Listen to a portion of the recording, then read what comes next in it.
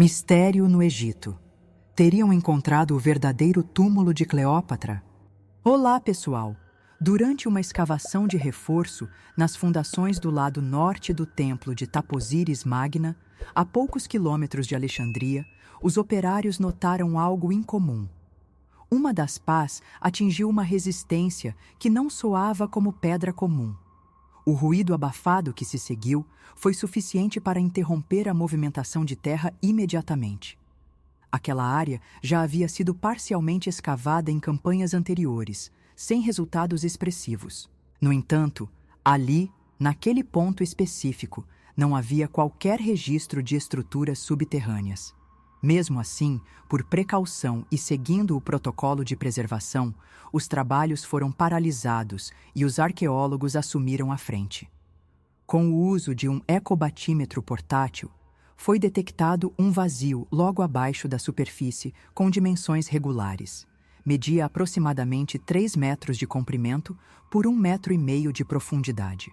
O mais intrigante era a sua aparente separação do restante da estrutura, como se fosse um compartimento autônomo, não vinculado diretamente à fundação do templo.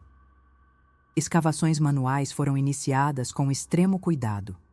Sob uma fina camada de areia e sedimentos, emergiu uma superfície lisa e clara de calcário perfeitamente encaixada, sem fissuras ou marcas de alavancagem.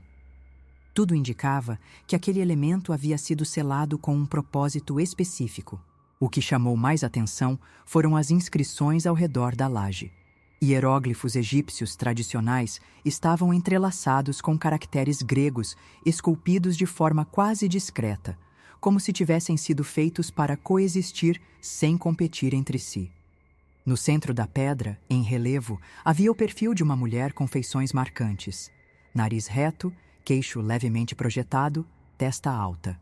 Os arqueólogos mais experientes não tardaram a reconhecer a semelhança com os retratos de Cleópatra VII encontrados em moedas de prata da dinastia Ptolomaica. O silêncio que se abateu sobre o grupo foi tenso, denso. Nenhuma hipótese foi aventada oficialmente, mas os olhares diziam tudo. 2 dias depois, com a presença de representantes do Ministério Egípcio das Antiguidades e sob documentação completa, a laje foi cuidadosamente removida. Atrás dela, revelou-se um corredor estreito, com pouco mais de 1 metro de largura. As paredes estavam cobertas por afrescos em excelente estado de conservação. De um lado, imagens tipicamente egípcias, deuses, símbolos solares, oferendas. Do outro, ícones helenísticos e elementos que desafiavam a identificação imediata. Um híbrido de culturas, refletindo um momento histórico de transição e tensão. O chão do corredor estava revestido com uma camada uniforme de argila endurecida, sem detritos nem sinais de colapso. Parecia que ninguém havia passado por ali em séculos. Essa ausência de interferência humana sugeria que o local havia sido selado intencionalmente, com a clara intenção de ser esquecido.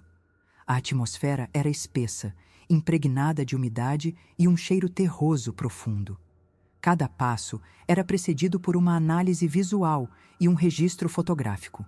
Nada podia ser alterado sem registro. Ao final do corredor, abriram-se para uma sala quadrada com cerca de 4 metros de cada lado.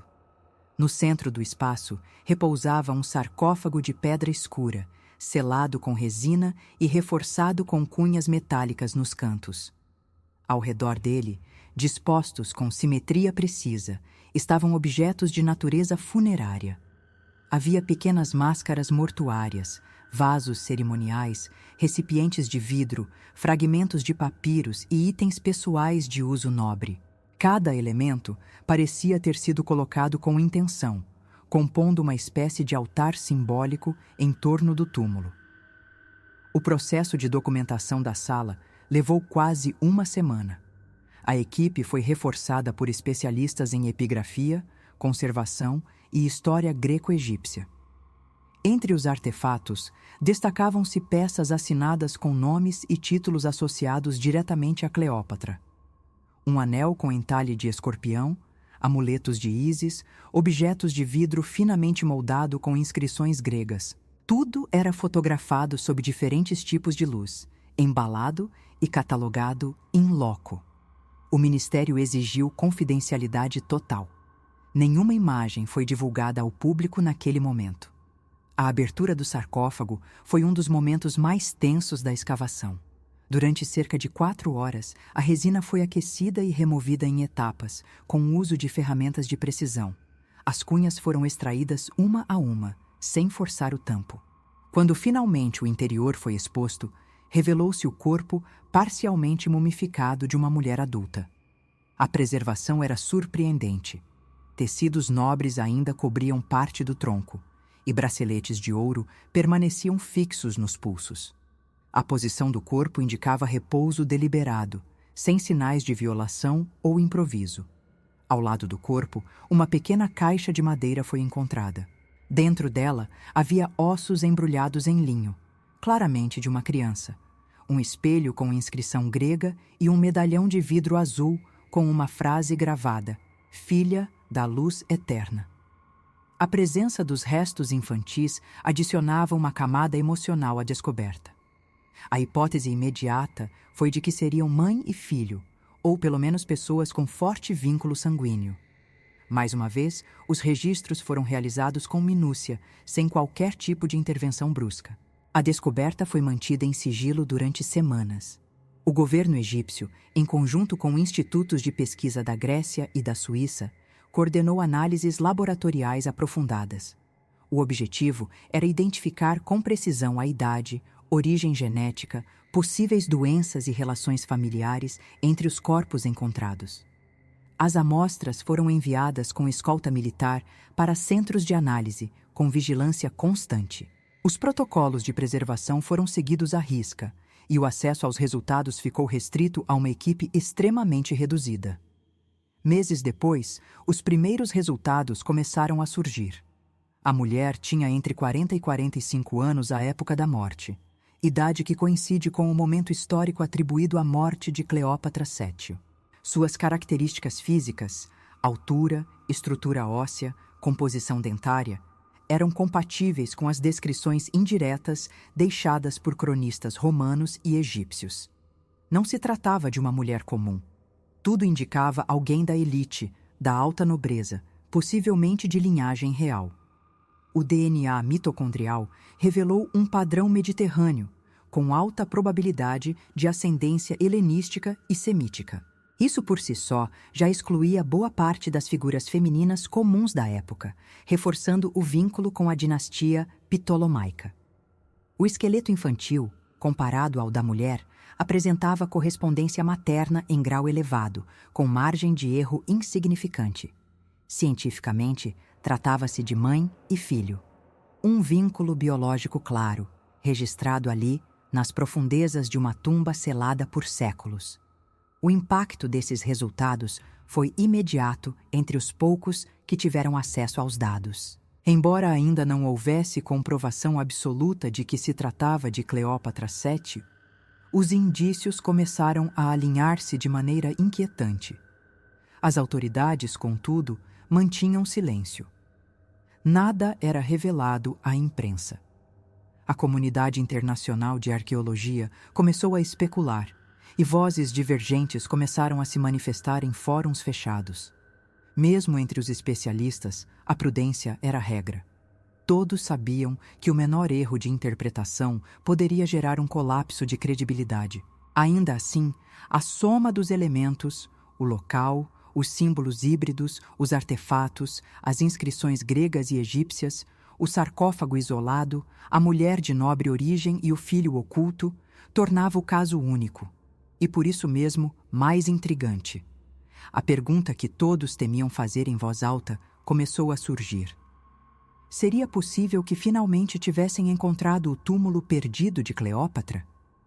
Por enquanto, não havia resposta definitiva. Apenas silêncio, registros parciais e uma sensação de que algo muito maior estava sendo encoberto sob a aparência de prudência científica. Mas para os que estiveram lá, a dúvida já era certeza disfarçada, e os indícios pareciam apenas o começo de algo ainda mais profundo. O conteúdo dos papiros encontrados ao redor do sarcófago começou a ser traduzido com extremo cuidado por uma equipe multilingüe. Os textos estavam fragmentados, escritos em uma combinação incomum de grego e hieróglifos alterados, cuja decifração exigia não apenas conhecimento técnico, mas também sensibilidade histórica.